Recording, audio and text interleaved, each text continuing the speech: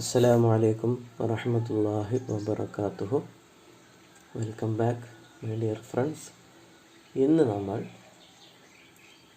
And then Gandhi came എന്ന lesson അവസാനിപ്പിക്കുകയാണ്. അതിൻ്റെ ലാസ്റ്റ് ഭാഗം നമുക്കിന്ന് തീർക്കാം ഇൻഷാ അല്ലാഹ്. അപ്പോൾ തുടങ്ങല്ലേ, നോക്കൂട്ടോ. ജവഹർലാൽ നെഹ്റു പറയാണ്, "He sent us to the villages and the countryside hummed with the activity of innumerable messengers of the new gospel action." Mahatma Gandhi ഞങ്ങളെ ഗ്രാമങ്ങളിലേക്ക് ഇറങ്ങിച്ചെന്നുകൊണ്ട് പ്രവർത്തനം നടത്താനായിട്ട് പറഞ്ഞിരുന്നു. അതനുസരിച്ച് ഞങ്ങൾ ഓരോരോ ഗ്രാമങ്ങളിലേക്കും കുഗ്രാമങ്ങളിലേക്കൊക്കെ പോയി. അവിടെ എന്താണ് അവസ്ഥ? The activity of innumerable messengers of the new gospel of action. അവിടെ ഈ ഗാന്ധിജി ഇങ്ങനെ ആഹ്വാനം ചെയ്ത ഓരോ പ്രവർത്തനങ്ങളുണ്ടല്ലോ, നിസ്സഹകരണവും അഹിംസയും അതേപോലെ അവരുടെ വസ്ത്രങ്ങൾ ബഹിഷ്കരിക്കുകയും എല്ലാം ഇങ്ങനെ കർഷകർക്ക് ചെയ്യാൻ പറ്റുന്ന കാര്യങ്ങളൊക്കെ സമ്പന്നർക്ക് ചെയ്യാൻ പറ്റുന്നത് അവർ ആണ് ജവഹർലാൽ നെഹ്റു ഇതുവരെ കണ്ടിട്ടുള്ളൂ. എന്നാലും കുറച്ച് മിഡിൽ ക്ലാസ്സുകളെ കണ്ടിട്ടുള്ളൂ. പക്ഷേ കുഗ്രാമങ്ങളിൽ എന്ത് സംഭവിക്കുന്നു എന്നുള്ള കാര്യം അറിഞ്ഞിരുന്നില്ല. അങ്ങനെ ഇവരെങ്ങനെ വന്നു നോക്കുമ്പോൾ അവിടെയും ഗാന്ധിജിയുടെ ആഹ്വാനം എല്ലാവരും അവർക്ക് കഴിയുന്ന രീതിയിൽ നടത്തിക്കൊണ്ടിരിക്കുകയാണ്. മനസ്സിലാവുണ്ടോ? എങ്ങനെയാണെന്ന് വെച്ച് കഴിഞ്ഞാൽ ഈ സന്ദേശം ഗാന്ധിജി നേരിട്ട് വന്നെത്തിയതല്ല, ഇന്യൂമറബിൾ മെസ്സഞ്ചേഴ്സ് ഒരുപാട് ആളുകളിലൂടെ.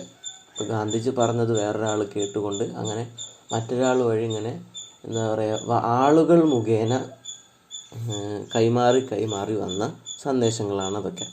അപ്പോൾ അതൊക്കെ കേട്ടിട്ടാണ് ഇങ്ങനൊരാൾ മഹാത്മാഗാന്ധി എന്ന പേരുള്ള ഒരാൾ നമ്മുടെ സ്വാതന്ത്ര്യ സമരത്തിന് നേതൃത്വം നൽകുന്നുണ്ട് എന്നൊക്കെ പറഞ്ഞിട്ട് ഓരോരുത്തരും ഇങ്ങനെ ആളുകളുടെ ചെവിയിലൂടെ കൈമാറിയാണ് കുഗ്രാമങ്ങളിലേക്കൊക്കെ ഈ സംഗതി എത്തിയത്. അപ്പോൾ ഇവർ പോകുമ്പോൾ കാണുന്നത് എന്താണ്? The peasant was shaken up and he began to emerge from his shell. ഓരോ കർഷകന്മാരും, കുഗ്രാമങ്ങളിൽ മിക്കവും കർഷകരാണ് ഉണ്ടാവുക. അപ്പോൾ ഓരോരുത്തരും അവരവരുടെ ആ ഒരു പേടിയാവുന്ന അല്ലെങ്കിൽ എല്ലാവരുടെ മുമ്പിലും അടിമപ്പെട്ട് കഴിഞ്ഞിരുന്ന ആ ഒരു ഷെല്ലിൽ നിന്നും, ആ ഒരു ചട്ടക്കൂടിൽ നിന്നും എമർജ് ചെയ്യാൻ തുടങ്ങിയിരിക്കുകയാണ്. അവർ പുറത്തേക്ക് വരാൻ ശ്രമിച്ചു കൊണ്ടിരിക്കുന്ന ഒരവസ്ഥയാണ് ഉള്ളത്. The effect on us was different but equally far reaching. ഗാന്ധിജിയുടെ വാക്കുകളുടെ ഇഫക്റ്റ്, അദ്ദേഹം പറഞ്ഞ കാര്യങ്ങളുടെ ഇഫക്റ്റ് ഞങ്ങളിൽ നിന്നും ഇവർക്ക് വളരെ വ്യത്യസ്തമാണെങ്കിൽ പോലും, അതായത് ഞങ്ങൾ കുറച്ച് സമൂഹത്തിൽ ഉന്നത നിലവാരത്തിലുള്ള ആളുകളാണ്. അപ്പോൾ ഞങ്ങളിൽ നിന്നും ഈ കർഷകർക്ക് അതിൻ്റെ ആ ഒരു റീച്ചിങ് വളരെ വ്യത്യസ്തമാണെങ്കിൽ പോലും അതെന്താണ്, രണ്ടുപേർക്കും അതിൻ്റേതായ രീതിയിൽ മാറ്റങ്ങൾ സംഭവിച്ചിട്ടുണ്ട്. For we saw for the first time, as it were, the villager in the intimacy of his mud hut and the stark shadow of hunger always pursuing him. കർഷകരുടെ കാഴ്ചകൾ കാണാൻ വേണ്ടിയിട്ട് ഞങ്ങൾ ഇങ്ങോട്ട് വന്നപ്പോൾ ഞങ്ങൾ ആദ്യമായിട്ട് കാണുകയാണ്. ജീവിതത്തിൽ ആദ്യമായിട്ട് ഞങ്ങൾ ഇങ്ങനെ ഒരു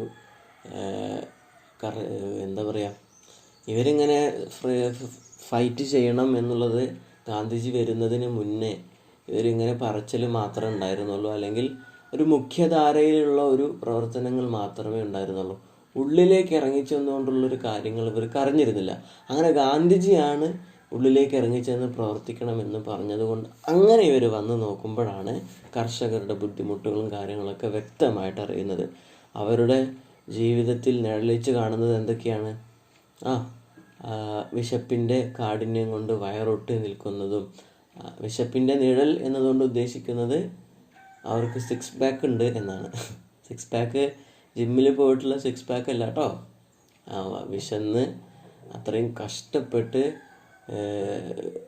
പാടത്തും പറമ്പിലൊക്കെ കൃഷി ചെയ്തിട്ടും ഒന്നും കൃത്യമായ രീതിയിൽ ലാഭമോ വിശപ്പ് നടക്കാനുള്ള ഒന്നുമില്ലാത്ത രീതിയിൽ അവരുടെ വയറൊട്ടിയ ഒരവസ്ഥ ഉണ്ടാവുമല്ലോ, അതാണ് ഞാൻ ഉദ്ദേശിച്ചത് കേട്ടോ.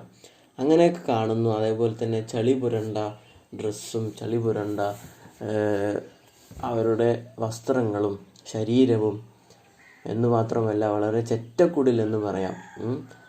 അങ്ങനത്തെ വീടുകളൊക്കെയാണ് അവർക്കുണ്ടായിരുന്നത്. ഇതൊക്കെ ആര് കാണുകയാണ്? ജവഹർലാൽ നെഹ്റു കാണുകയാണ്. We learned our Indian economics more from these visits than from books and learned discourses. അങ്ങനെ നെഹ്റുവിന് എന്തോ ഒരു കാര്യം മനസ്സിലാവുകയാണ്, പുസ്തകങ്ങളിൽ നിന്ന് പഠിക്കുന്നതിനേക്കാൾ വലുതാണ് ഇങ്ങനെയുള്ള സന്ദർശനങ്ങൾ നടത്തി ഇന്ത്യയുടെ ഓരോ മൂലയിലും എന്ത് നടക്കുന്നു, ഇന്ത്യൻ സമ്പദ് വ്യവസ്ഥയിൽ എക്കണോമിക്സിൽ എന്താണ് നടക്കുന്നത് എന്നുള്ള കാര്യം അറിയാനായിട്ട് ഇങ്ങനെയുള്ള വിസിറ്റുകളാണ് ഏറ്റവും കൂടുതൽ നല്ലത്.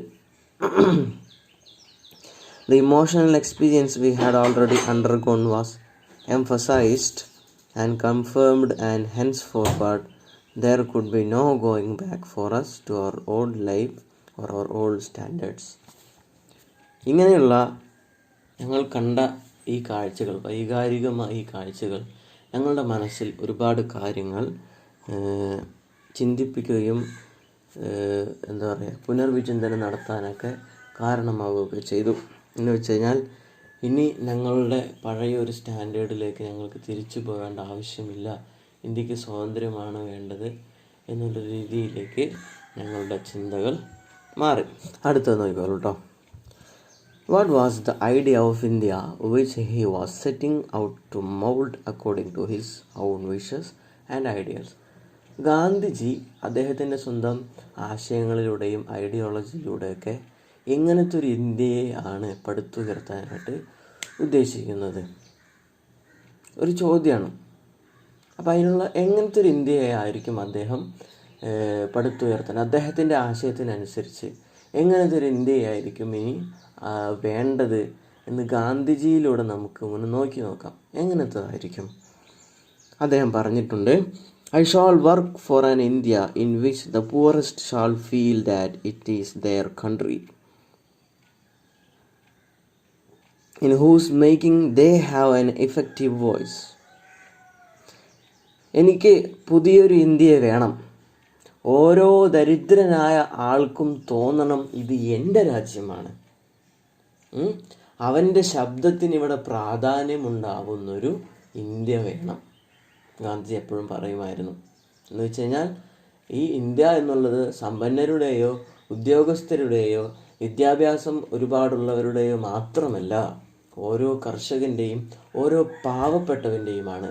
അപ്പം അതുകൊണ്ട് എന്താണ് എൻ്റെ ഉദ്ദേശിക്കുന്നത് ഒരു പാവപ്പെട്ടൊരു മനുഷ്യൻ അവൻ്റേതാണെന്ന്, ഈ ഇന്ത്യ അവൻ്റേതാണെന്ന് കൂടി തോന്നുന്ന രീതിയിലുള്ളൊരു പുതിയൊരു രാഷ്ട്രം വരണം.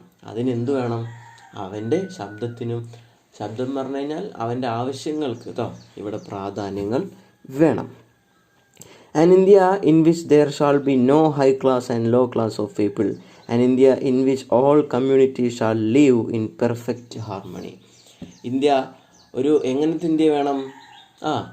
ഉയർന്ന ഉയർന്ന സ്ഥാനമുള്ള ആളുകളുള്ള സമൂഹം, താഴ്ന്ന ജാതികളുള്ള സമൂഹം, താഴ്ന്ന സ്റ്റാൻഡേർഡുള്ള ആളുകൾ, ഇങ്ങനെയൊന്നും വേണ്ട. എല്ലാവർക്കും ഒരേ സ്റ്റാൻഡേർഡുള്ള ആളുകളുള്ളൊരു ഇന്ത്യയെ വേണം. അതുമാത്രമല്ല എല്ലാ കമ്മ്യൂണിറ്റീസും, എല്ലാ സമുദായക്കാരും ഐക്യത്തോടുകൂടി കഴിയുന്നൊരു ഇന്ത്യയാണ് വേണ്ടത്. There can be no room in such an India for the curse of untouchability or the curse of intoxicating drinks and drugs. ലഹരി പിടിപ്പിക്കുന്ന മദ്യത്തിനോ മയക്കുമരുന്നിനോ അടിമപ്പെടാത്ത, അതുപോലെ തന്നെ അയിത്തത്തിന് എതിരെ പോരാടുന്ന, അയിത്തമില്ലാത്ത ഒരു ഇന്ത്യയാണ് വേണ്ടത്. Women will enjoy the same right as men. പുരുഷന്മാർക്ക് എന്തെല്ലാം അവകാശങ്ങളുണ്ടോ ആ അവകാശങ്ങളൊക്കെയും സ്ത്രീകൾക്കും ലഭിക്കുന്ന ഇന്ത്യയാണ് വേണ്ടത്. This is the India of my dreams. ഇതൊക്കെയാണ് എൻ്റെ സ്വപ്നങ്ങളിലെ ഇന്ത്യ. ഇതാര് പറയണതാണ്? മഹാത്മാഗാന്ധി പറയുന്നതാണ്. Proud of his Hindu inheritance as he was, He tried to give to Hinduism a kind of universal attire and included all religions within the fold of truth. അദ്ദേഹം ഒരു ഹിന്ദുവാണ്, മഹാത്മാഗാന്ധി. അദ്ദേഹത്തിൻ്റെ മതത്തെ, ഹിന്ദു എന്ന അദ്ദേഹത്തിൻ്റെ മതത്തിന് അദ്ദേഹം തൻ്റെ വ്യക്തിത്വത്തിൽ പ്രാധാന്യം കൊടുക്കുന്നുവെങ്കിലും എല്ലാ മതങ്ങളെയും ഒരു ചരടിൽ കോർത്തിണക്കാൻ, എല്ലാ മതങ്ങളെയും സത്യം എന്ന പേരിൽ എല്ലാ മതത്തിലുള്ള സത്യത്തെയും അദ്ദേഹം അംഗീകരിക്കാനും എല്ലാ മതങ്ങളെയും ഒത്തൊരുമിച്ച് കൊണ്ടുപോകുവാനും ഗാന്ധിജിക്ക് താല്പര്യമുണ്ടായിരുന്നു. അതായിരുന്നു അദ്ദേഹത്തിൻ്റെ ഇഷ്ടം, എല്ലാവരെയും ഒരുമിച്ച് കൊണ്ടുപോകുവാൻ. അദ്ദേഹം പറഞ്ഞിരുന്നത് എന്തൊക്കെയാണ്?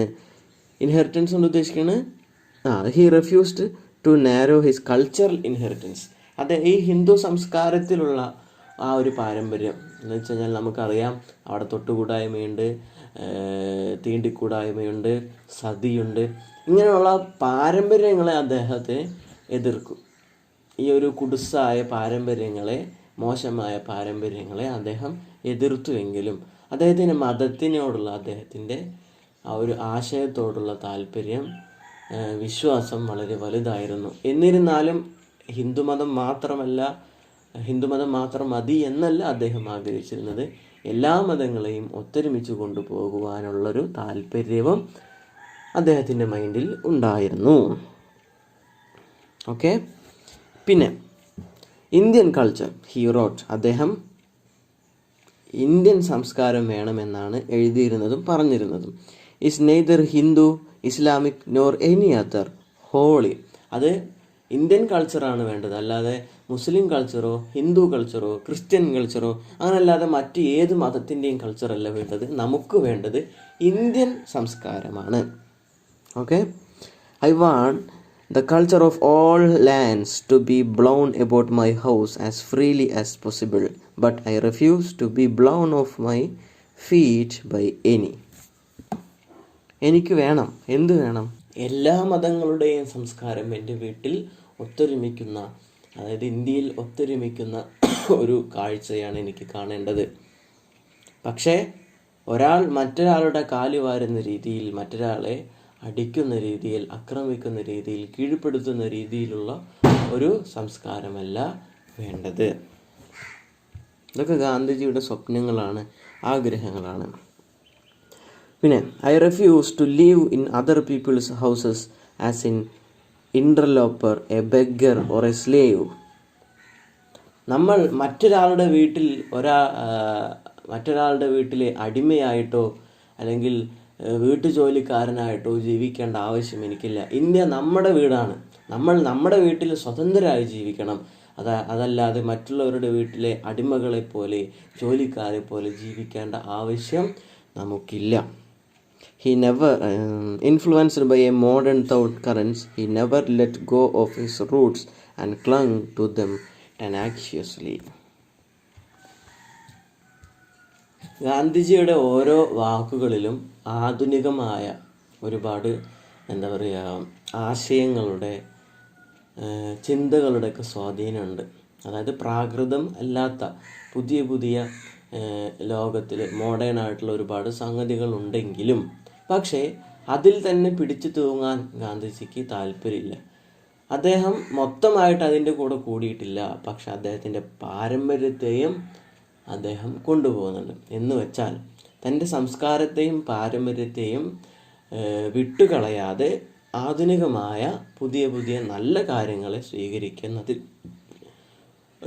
ഒരു വിമുഖതയും കാണിക്കാത്ത ആളായിരുന്നു ഗാന്ധിജി. സംഗതി മനസ്സിലായോ? ഒന്നുകൂടി പറയാം. പുതിയ ആശയങ്ങൾ അദ്ദേഹത്തിൻ്റെ വാക്കുകളിൽ ഉണ്ടെങ്കിലും പാരമ്പര്യത്തെ കളയാൻ അദ്ദേഹം താല്പര്യം കാണിക്കുന്നില്ല. സിമ്പിൾ കേട്ടോ. അങ്ങനെ അടുത്ത നോക്കിക്കോളൂ. It is not surprising that this astonishingly vital man, full of self-confidence and an unusual kind of power, standing for equality and freedom for each individual, fascinated the masses of India and attracted them like a magnet. ഇത്രയും ആത്മവിശ്വാസമുള്ള അല്ലെങ്കിൽ ഇത്രയും ഒരു വലിയൊരു നമുക്ക് സാധാരണ ഒരു മനുഷ്യനില്ലാത്തൊരു ശക്തി, എന്തോ ഒരു ശക്തി, അൺയൂഷ്വൽ കൈൻഡ് ഓഫ് പവർ, എന്തോ ആളുകളെ ഒരുമിച്ച് കൂട്ടാനുള്ള എന്തോ ഒരു ശക്തിയുള്ളൊരു മനുഷ്യനാണ് ആര്? മഹാത്മാഗാന്ധി. അപ്പോൾ അദ്ദേഹത്തിൻ്റെ ഈ ഒരു ശക്തി, അദ്ദേഹത്തിൻ്റെ ഒരു കഴിവ്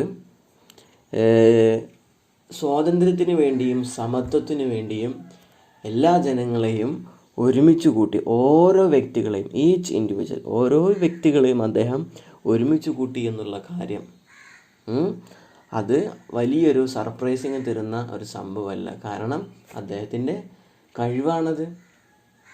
പെട്ടെന്നൊരു സുപ്രഭാതത്തിൽ എല്ലാവരും ഗാന്ധിജിയുടെ പിന്നാലെ കൂടിയതല്ല. മനസ്സിലായോ? നിരന്തരമായ ആഹ്വാനങ്ങളിലൂടെ, നിരന്തരമായ പ്രവർത്തനങ്ങളിലൂടെ ഗാന്ധിജിയുടെ ആശയങ്ങളോടും താല്പര്യങ്ങളോടും പിൻപറ്റിയവരാണ് ഇന്ത്യയിലെ ആളുകൾ. അപ്പോൾ അത് വലിയൊരു സർപ്രൈസിങ് ആയിട്ടുള്ളൊരു കാര്യമല്ല. പക്ഷേ എന്നിരുന്നാലും fascinated the masses of India and attracted them like A magnet. Gandhiji ഒരു കാന്തം പോലെയായിരുന്നു. അതായത് നമ്മളിപ്പോൾ കാന്തത്തിൻ്റെ കാര്യം എന്താ? കാന്തത്തിനെ ആകർഷിക്കുന്ന വസ്തുക്കളുടെ ചുറ്റുപോയി നിന്ന് കഴിഞ്ഞാൽ പെട്ടെന്ന് തന്നെ എല്ലാം ആ കാന്തത്തിലേക്ക് അടുക്കുമല്ലോ. അതുപോലെ ഒരു കാന്തം ആകർഷിക്കുന്നത് പോലെയായിരുന്നു എല്ലാ ജനങ്ങളെയും മഹാത്മാഗാന്ധി തന്നിലേക്ക് ആകർഷിച്ചത്. അത് തൻ്റെ മാത്രം ആവശ്യത്തിന് വേണ്ടിയായിരുന്നു? അല്ല, ഇന്ത്യയുടെ മൊത്തം ആവശ്യത്തിന് വേണ്ടിയായിരുന്നു. ഇതുകൊണ്ടൊക്കെ തന്നെയാണ് മഹാത്മാഗാന്ധി നമ്മുടെ രാഷ്ട്രപിതാവായിട്ട് മാറുന്നതും കേട്ടോ. അസ്റ്റോണിഷിംഗ്ലി വൈറ്റൽ മാൻ എന്നുകൊണ്ട് ഉദ്ദേശിക്കുന്നത് അതിശയിപ്പിക്കുന്ന ഒരു കഴിവുള്ളൊരു മനുഷ്യൻ എന്നാണ് കേട്ടോ. പിന്നെ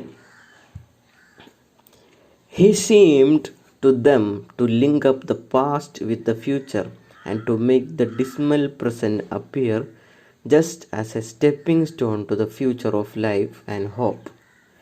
ഇദ്ദേഹം ഗാന്ധിജി എന്താണ് ചെയ്തത്? പണ്ടത്തെ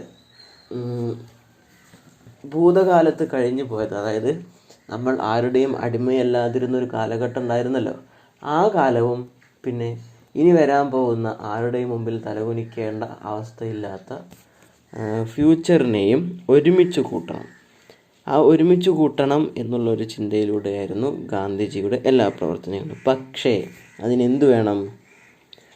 the dismal present appear just as a stepping stone to the future of life and hope. നമുക്ക് നമ്മുടെ ഭാവിയും നമ്മുടെ ഹോപ്പ്, നമ്മുടെ പ്രതീക്ഷയെല്ലാം നല്ല രീതിയിൽ ഉണ്ടാവണമെങ്കിൽ, നല്ല രീതിയിൽ മുന്നോട്ട് കൊണ്ടുപോകണമെങ്കിൽ, നല്ലൊരു ഭാവി ഇന്ത്യക്കാർക്ക് വേണമെങ്കിൽ ഈ മോശമായ ഈ ഒരു പ്രസൻറ്റ്, നമ്മുടെ ഈ സമയത്തല്ല കേട്ടോ, ബ്രിട്ടീഷുകാർ ഭരിച്ചിരുന്ന സമയത്ത് ആ വർത്തമാനകാലത്തിലുണ്ടായിരുന്ന ആ മോശം അവസ്ഥയെ എന്ത് ചെയ്യണം? എടുത്ത് കളയണം, വലിച്ചെറിയണം. വേണ്ടേ? അതായത് ബ്രിട്ടീഷുകാരിൽ നിന്നും India സ്വതന്ത്രമാവണം. Thus, he effected a vast psychological revolution, not only among those who followed his lead, but also among his opponents and those many neutrals who could not make up their minds what to think and what to do. അങ്ങനെ ഗാന്ധിജിയുടെ ഓരോരോ ചിന്തകളും ആശയങ്ങളും വാക്കുകളും പ്രവൃത്തികളും അദ്ദേഹം ഒരു മനഃശാസ്ത്രപരമായ ഒരു വിപ്ലവം തന്നെയാണ് സൃഷ്ടിച്ചത്. ആ മനഃശാസ്ത്രപരമായ ആ വിപ്ലവം അദ്ദേഹത്തിൻ്റെ നേതൃത്വത്തിന് കീഴിൽ അണിനിരന്നവർക്ക് മാത്രമല്ല ഉണ്ടായത്, പിന്നെയോ അദ്ദേഹത്തിൻ്റെ ഓപ്പോണൻസിന് വരെ, അദ്ദേഹത്തിൻ്റെ ശത്രുക്കൾക്ക് വരെ, എതിരാളികൾക്ക് വരെ ഗാന്ധിജിയുടെ ആശയങ്ങളോട് പിൻപറ്റേണ്ട, അല്ലെങ്കിൽ ഗാന്ധിജിയുടെ ആശയങ്ങളോട് ഇഷ്ടം തോന്നുന്ന രീതിയിലുള്ള പ്രവർത്തനങ്ങളാണ് ഗാന്ധിജി കാഴ്ചവെച്ചത്. അദ്ദേഹത്തിനോട് പിൻപറ്റാൻ താല്പര്യമില്ലാത്ത മനസ്സുള്ള ആളുകളുടെ വിചാരങ്ങളിൽ പോലും, അവരുടെ ചിന്തകളിൽ പോലും എന്ത് ചെയ്യണം, എങ്ങനെ ചെയ്യണം എന്നുള്ളത് ഗാന്ധിജിയിലൂടെ അവർക്ക് പഠിക്കാനും മനസ്സിലാക്കാനും സാധിച്ചു.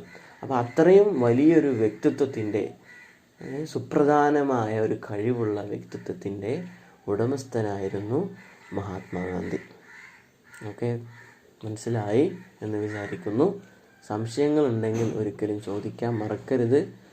നിങ്ങൾ എപ്പോൾ വേണേലും സംശയങ്ങൾ ചോദിക്കാം, പറഞ്ഞു തരാൻ ഞാൻ റെഡിയാണ്. ഓക്കെ, അപ്പോൾ കുറച്ച് ക്വസ്റ്റ്യൻസ് നമ്മൾ ബാക്കി എഴുതാനുള്ളത് എഴുതാം അല്ലേ. ഇപ്പോൾ ഒന്നാമത്തെ, അതായത് 43-ാമത്തെ പേജിൽ first question, what was the influence of Gandhiji in the villages?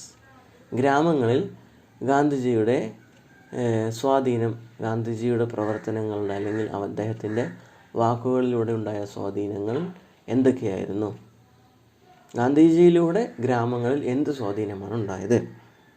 Okay. What was the India of Gandhiji's dream? Simple. മഹാത്മാഗാന്ധിയുടെ സ്വപ്നങ്ങളിലെ ഇന്ത്യ എന്തായിരുന്നു? എങ്ങനെയുള്ള ഇന്ത്യയായിരുന്നു? What according to Gandhiji was the essential culture of India? ഗാന്ധിജിയെ സംബന്ധിച്ചിടത്തോളം ഇന്ത്യക്ക് അത്യന്താപേക്ഷിതമായി വേണ്ടിയിരുന്ന കൾച്ചർ ഏത് കൾച്ചറാണ്? അവസാനത്തെ question, what was the psychological revolution that Gandhiji brought about? ഗാന്ധിജി കൊണ്ടുവന്ന സൈക്കോളജിക്കലായിട്ടുള്ള, മനഃശാസ്ത്രപരമായിട്ടുള്ള ആ വിപ്ലവം എന്തായിരുന്നു? ഓക്കെ. അപ്പോൾ ഇത്രയും ക്വസ്റ്റ്യൻ എഴുതുക, അയയ്ക്കുക. ഇതെടുത്തിരിക്കുന്നത് നമ്മുടെ ആദ്യത്തെ പ്രധാനമന്ത്രിയായിരുന്ന ജവഹർലാൽ നെഹ്റുവിൻ്റെ ദ ഡിസ്കവറി ഓഫ് ഇന്ത്യ എന്ന പുസ്തകത്തിൽ നിന്നുമാണ്. ഓക്കെ. അപ്പോൾ ബാക്കി നമുക്ക് ആക്ടിവിറ്റീസൊക്കെ അടുത്ത ക്ലാസ്സിൽ ചെയ്യാം ഇൻഷാ അല്ലാഹ്. അതുവരെ എല്ലാ കൂട്ടുകാർക്കും അസ്സലാമു അലൈക്കും വറഹ്മത്തുള്ളാഹി വബറകാതുഹു.